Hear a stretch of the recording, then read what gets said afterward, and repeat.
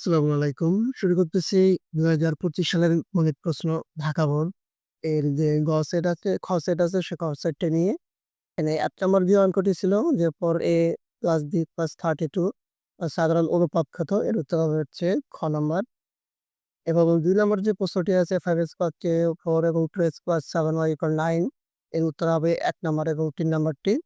এবং ৩ এ যে প্রশ্নটি আছে যে জ্যামিতিতে এই প্রশ্নটি ছিল এর উত্তর হবে হচ্ছে ৬০ ডিগ্রি।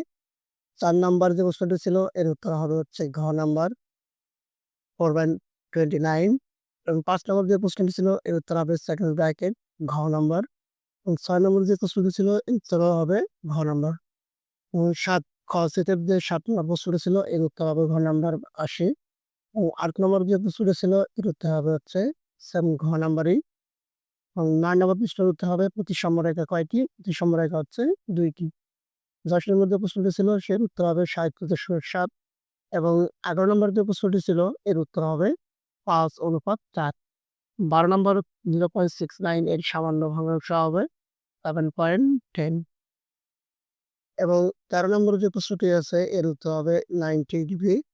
১৪ নম্বরের উত্তর হবে 3।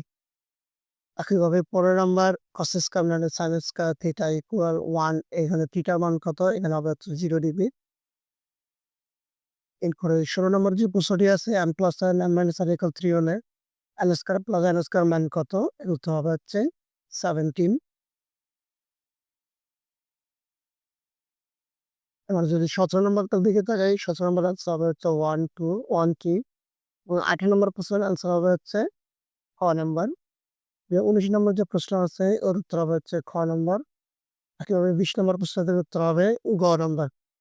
২১ এর আনসার হচ্ছে খ, ২২ এর আনসার হচ্ছে গ, ২৩ এর আনসার হচ্ছে খ, সেকেন্ড ঢাকা বোর্ড ২৪ এর আনসার হচ্ছে গ, ২৫ এর আনসার হচ্ছে গ, ২৬ এর আনসার হচ্ছে গ, ২৭ এর খ, ২৮ এর মধ্যে প্রশ্নটি আছে এটার আনসার হচ্ছে ক, ২৯ এর যে জ্যামিতি আছে এটা হচ্ছে গ এবং ৩০ নম্বর যে প্রশ্নটি আছে এটার উত্তর হচ্ছে খ।